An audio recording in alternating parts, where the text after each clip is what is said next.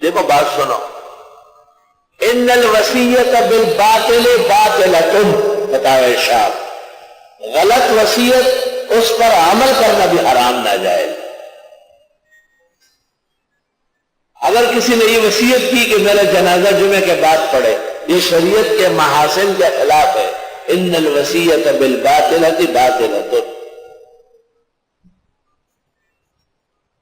علماء نے یہ بھی کہا ہے کہ جنازے کا حق امام الحی کو ہے، کوئی اور جنازہ نہیں پڑھا سکتا مگر اس کی اجازت سے۔ پروفیسر غفور صاحب کے کوئی بھائی تھے، ان کے حق میں شاید پروفیسر خورشید نام ہے، وصیت کی گئی تھی یہاں محلے میں، اور امام الحی میں نے کہا نہیں میرا حق ہے میں جنازہ پڑھاؤں۔ انہوں نے کہا وصیت ہے، میں نے کہا وصیت کا اعتبار نہیں ہے، امام الحی کا حق شرعاً ثابت ہے، کسی بھی شخص کو وصیت سے باطل کرنے کا حق نہیں۔ بہت دفعہ لے دے ہوئی، پھر انہوں نے کہا ہمیں مفتی صاحب کا ایک فتویٰ ملا ہے، مجھے کہا اس کے مطابق اس کا پیچھے ہونا اور موسیٰ لہو جس کے لیے وصیت کی وہ آگے، اس میں نے کہا فتویٰ آ جائے، میرے قلم سے ایسی کوئی تحریر نہیں نکلی جس پر مجھے پچھتاوا اٹھانا پڑا، میں اس کا ذمہ دار۔ مجھے یاد آ گیا وہ تحریر سراب بورڈ کے حدود میں کوئی شخص مولانا مفتاح اللہ صاحب حفظہ اللہ، ان کا نمازی تھا، اور اس نے جنازے کے وقت کہا کہ میرے پیر صاحب پڑھائیں گے، ان کی وصیت ہے۔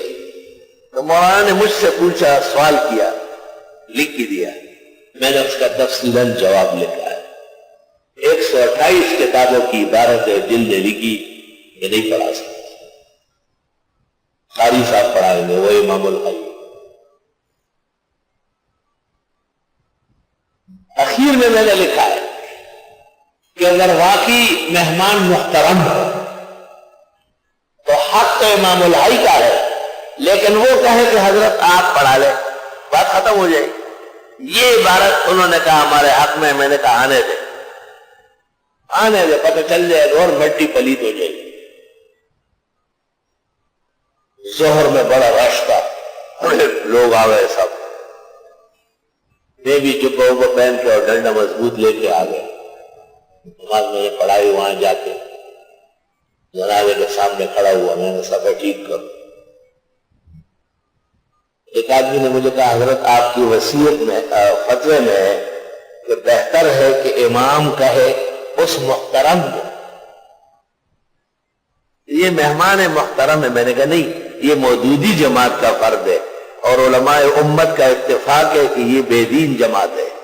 اگر محترم کو لانا ہے تو مولانا تقی، مولانا رفیع، مولانا سلیم اللہ، مولانا ڈاکٹر عبدالرزاق اسکندر، یہ آ جائے، وہ میرے محترم ہے، بے شک وہ آگے ہوں گے، میں پیچھے ہوں گا۔ میں نے کہا صفحہ سیدھی کرو، غیر محترم کو پیچھے کرو۔ الحمدللہ۔